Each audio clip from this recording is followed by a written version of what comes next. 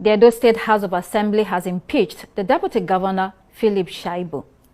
The impeachment followed the adoption of the report of the 7-man panel set up to investigate allegations of misconduct against Shaibu. 18 out of 19 lawmakers present at the plenary voted in support of the impeachment. Shaibu is the first deputy governor to be impeached in the political history of Edo State. By head council, not just voting, and endorsements of the impeachment document the second time, I hereby on my residence pronounce that the deputy governor of Edo State, right honorable Philip Shaibu, is hereby impeached. Meanwhile, the immediate past deputy governor, Philip Shaibu, has described his impeachment as illegal and will not stand the test of time. Shaibu, in a video on social media, called Governor OBASEKI a dictator who has detailed the course of democratic principles in the state. He, however, described all the allegations against him as trumped-up charges. I denounce in strongest terms the illegal impeachment by the Edo State House of Assembly over trumped-up charges. This is not just an attack on me as an individual, but on the very democratic principle that we hold there. It's a dangerous descent into dictatorship and a threat to the foundation of our democracy. Let it be clear that this impeachment was hushed because of my ambition to contest the Edo State 2024 governorship election under the People's Democratic Party, PDP. An ambition that is a legal right to all citizens of the Federal Republic of Nigeria.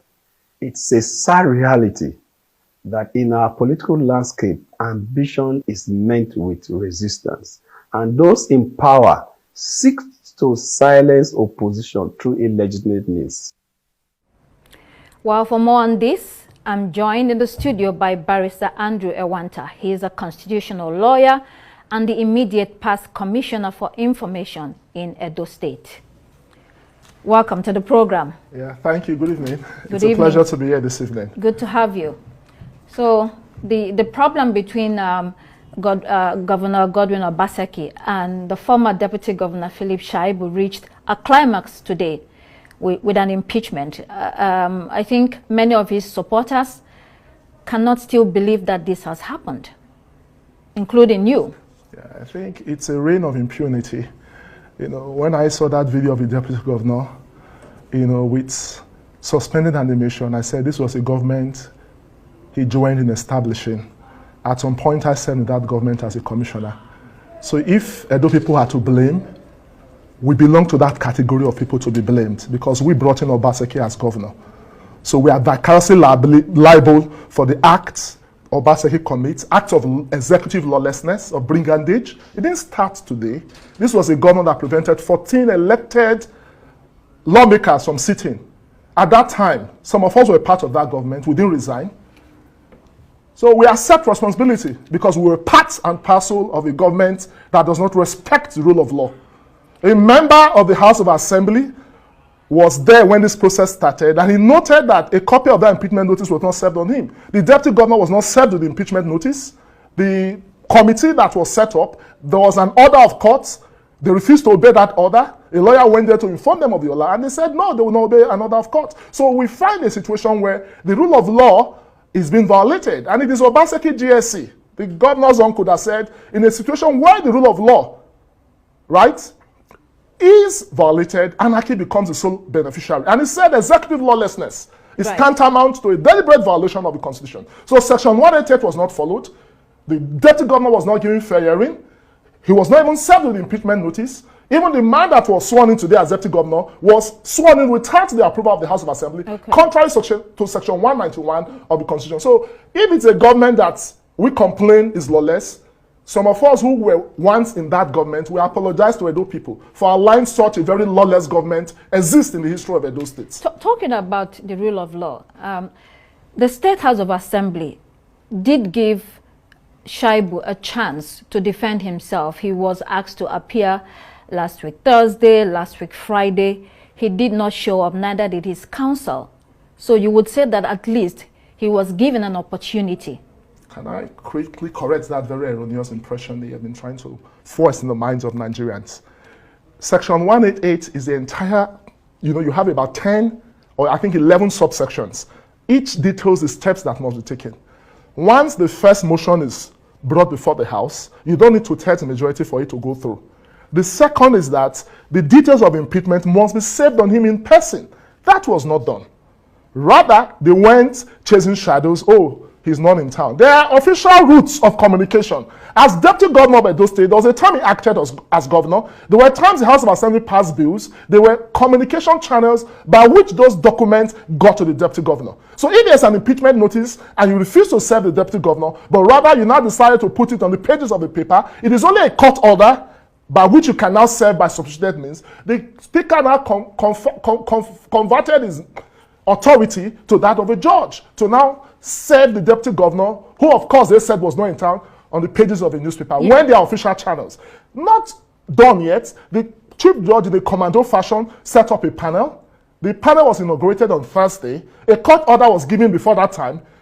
The Chief Judge was served with that court order. The members of the panel, 4 of them, because they have bias, and under the Constitution, under Section 36, when you have bias, you recuse yourself. Another was given. They refused to obey the order.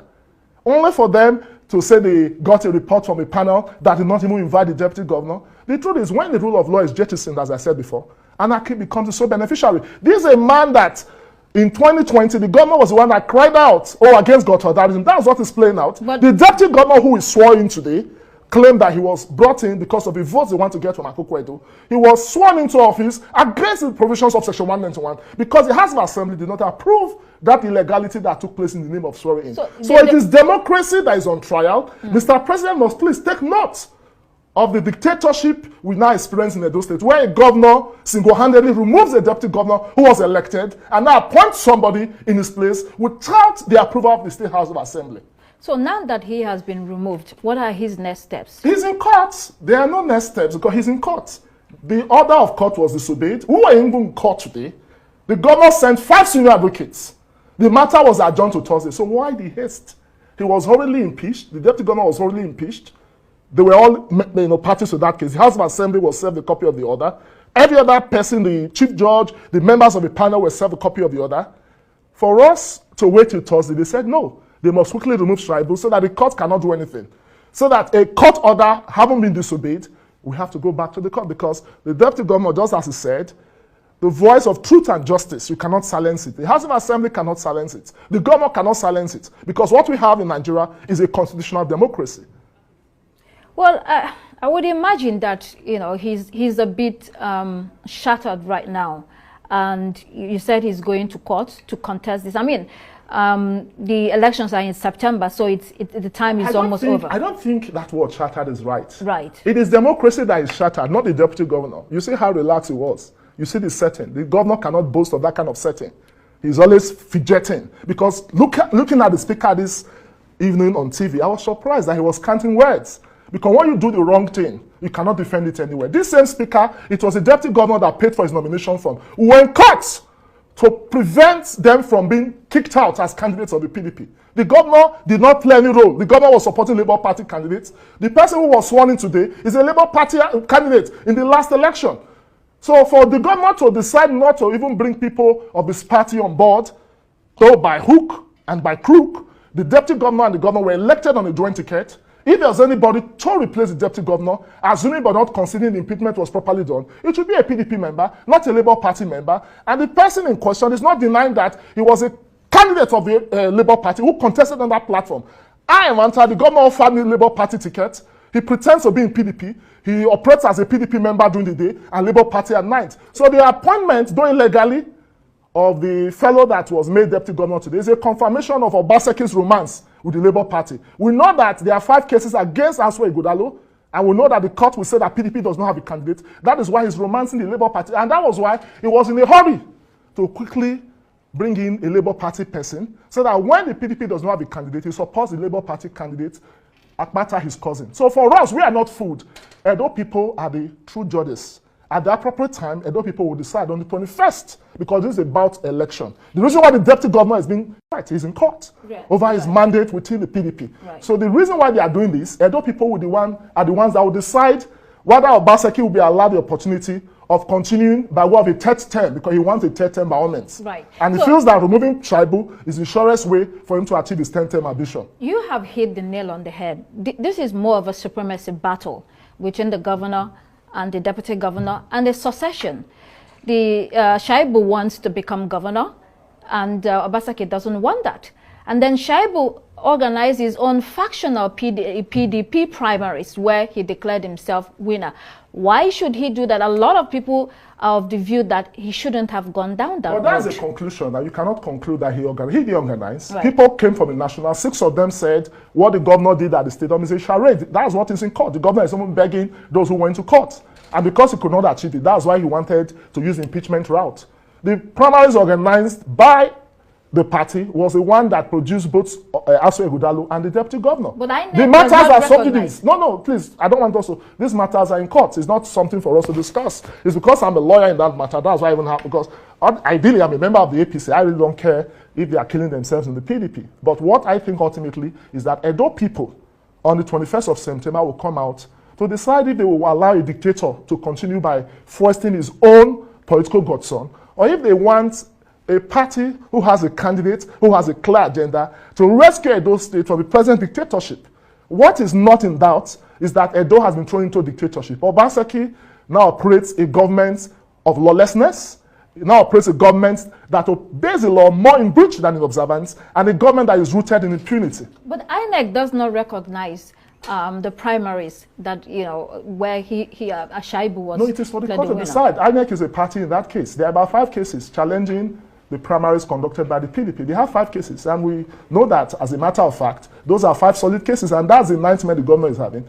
Impeaching Shaibu, will that make his own candidate successful? Will that change the hands of what the court will do? The answer is no.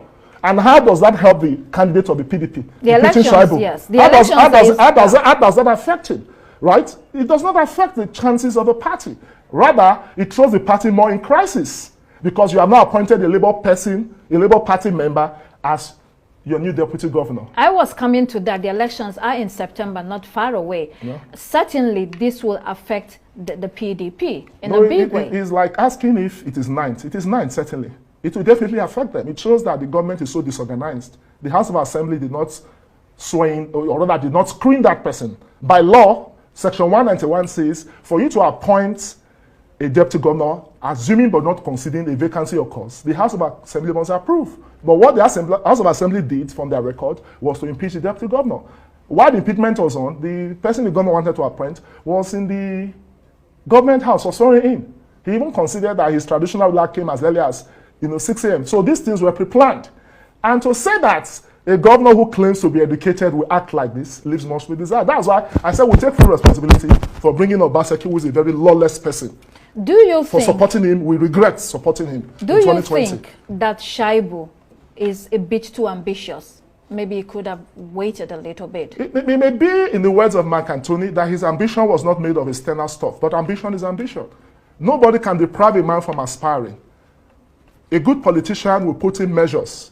Impeachment is not one of those measures. If you are a governor, you have the power of state. But because a man believes in always doing things illegally, he always believes using force.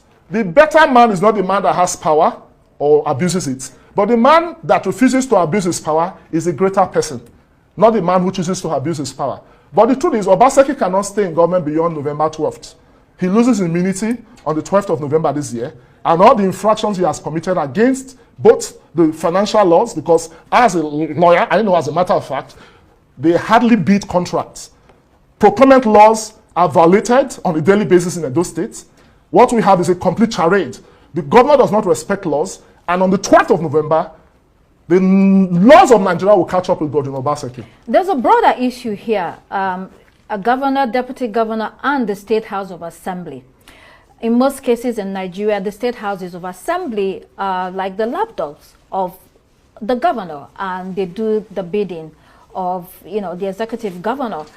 As a constitutional lawyer, what can the country do about this? Because it's a problem everywhere. I think it is our electoral process. I told you earlier that the governor offered me a seat in the House of Assembly under the platform of the Labour Party, and I rejected it. Because for him to do that, he wanted me to be his stooge. And I said, no, I'm too intelligent to be used as a stooge. Virtually all those members you find today were handpicked by the governor, single-handedly. And I think it is our electoral process, first with the party primaries.